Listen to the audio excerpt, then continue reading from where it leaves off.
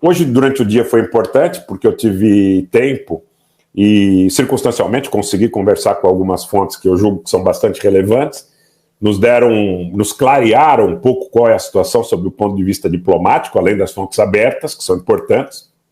Para que a gente termine a análise, a gente precisa das fontes primárias. Só com fonte aberta não dá para você fazer nenhum entendimento empírico, nem intuitivo. Porque muita gente faz propaganda, né? Pura propaganda. E eu digo para você o seguinte, que as portas da paz estão fechadas, porque o Ocidente, o chamado Ocidente, está anunciando definitivamente que vai às últimas consequências. E a fala do Medvedev para a RT deixa mais uma vez claro que a Federação Russa e muito provavelmente a República Popular da China também o farão. Então o risco, repito o que eu falei ontem, anteontem, o risco de um conflito nuclear é muito alto. Aqui o Wallace nos traz um comentário que eu acho que é uma síntese bastante objetiva. O Azerbaijão está andando sobre campo minado, tanto que o ditador do país não está nem aparecendo nesse momento. Em qualquer situação, gente, existe a aberração em relação aos direitos humanos que é cometida contra o povo de Artsakh. O ditador do Azerbaijão tenta matar de fome a população, tenta criar um ambiente de falta de luz, de falta de energia elétrica, de falta de gás, de falta de combustível, de falta de comida, com o objetivo de promover a limpeza étnica. Isso em pleno ano 2023 e com o mundo todo voltando a sua atenção para o conflito na Ucrânia. Então, em qualquer posicionamento extremo que ele tem que tomar, e vai ter que tomar, porque não vai conseguir ficar em cima do muro ad perpétuo, ele corre um risco muito grande, do outro lado, demandar o imediato reconhecimento, como aliás seria dever de todos, independente do interesse político, da República de Artsakh nesse momento. É impossível que alguém em sã consciência sugira que a República de Artsakh possa fazer parte de um país que decapitou idosos, que torturou mulheres, que mutilou mulheres, não é? Que fez tantas e tantas atrocidades, inclusive limpezas étnicas, e tenta matar a população remanescente de fome, de frio, privada de todas as necessidades básicas, inclusive crianças nas UTIs neonatais e nas escolas, e alguém imagina que esse povo possa ser integrado ao Azerbaijão, sendo que essa república e esta região, nem no período soviético como ente autônomo, fez parte deste Estado azeri, governado por esses interesses absolutamente espúrios, não é? Então, quero dizer para vocês que esse é um ponto fundamental. Bom, na conversa que eu tive hoje, principalmente com uma fonte que eu atribuo muita credibilidade, atribuo muito crédito a essa fonte, o que se sabe a respeito das recentes tratativas do Brasil, inclusive no período dessas reuniões no Japão, no G7, o que se ouviu ali não foi nada alvissareiro.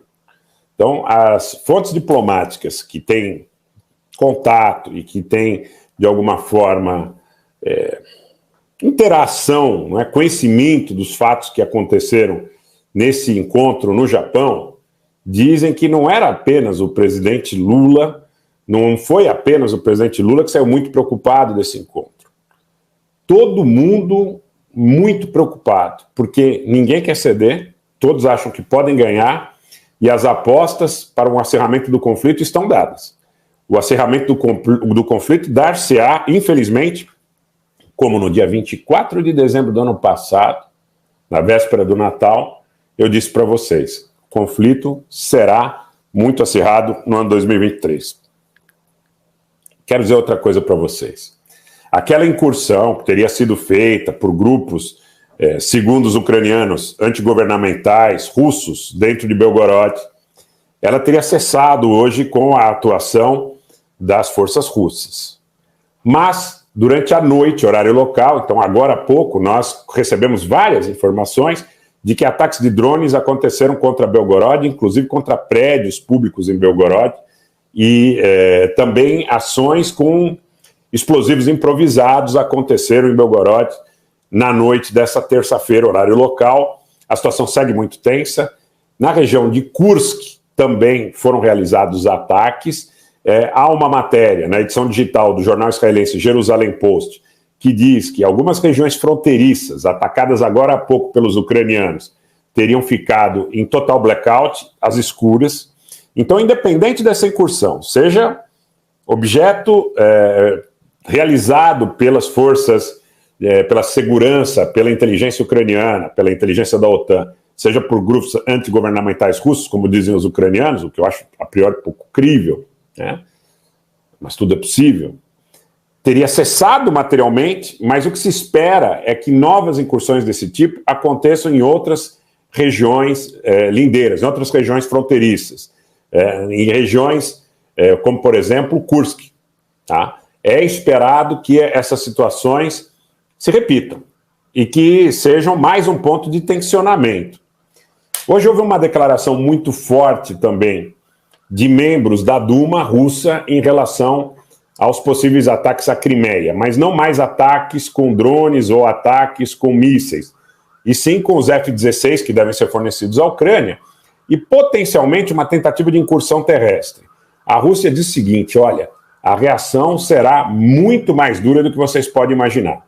Quem veio do G7, ou quem teve contato com gente que esteve por lá, diz que o clima é péssimo, diz que as portas realmente estão fechadas para a paz.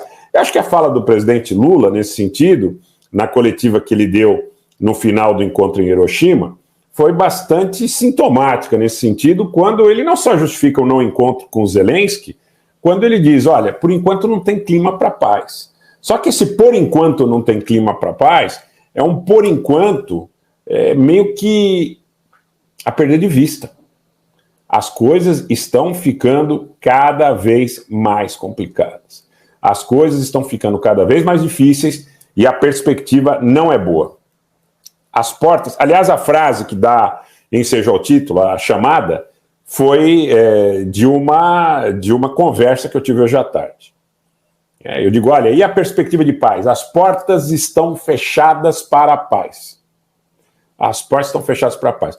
Porque as partes, elas querem e acham que podem destruir completamente uma outra. As partes acham, não é, que podem completamente destruir uma outra. Esse é o grande problema, o grande risco que a gente vive, e o que aconteceu hoje, que é parte desse processo, na realidade só nos coloca mais atentos e confirmando essa situação. Em Bakhmut, por exemplo, houve uma visita do chefe do Denis Pushkin, que é o líder da região do Donetsk, russo, e ele disse que a cidade agora volta ao seu nome soviético, Artemovsk. E então, abre aspas para o Pushkin, ele diz, Bakhmut teve a infelicidade de ser ucraniano. Agora não é a Ucrânia, é a Rússia, e não é Bakhmut, é Artemovsk. E aí ele diz, Donetsk é a Rússia. Tá? Nas antigas repúblicas soviéticas é muito comum essa expressão, Donetsk é a Rússia, Artsakh é a Armênia é a Artsakh, enfim, é uma expressão muito comum. Nesse vídeo do Pushkin hoje, que eu vi aí veiculado por diversos canais de Telegram, muitos de vocês que acompanham também devem ter visto, aparece o Pushkin caminhando pelas ruas da cidade, está completamente danificada a cidade, né? Estava em uniforme militar, ele colocou a bandeira da República Popular de Donetsk em um prédio e ele afirmou que a captura de Bakhmut ou Artemovsk agora seria um ganho estratégico em relação à perspectiva que abre para a rota das forças russas. Ele prometeu também que a cidade seria renovada, casas, locais de trabalho, escolas e tudo mais, mas esse é um ponto.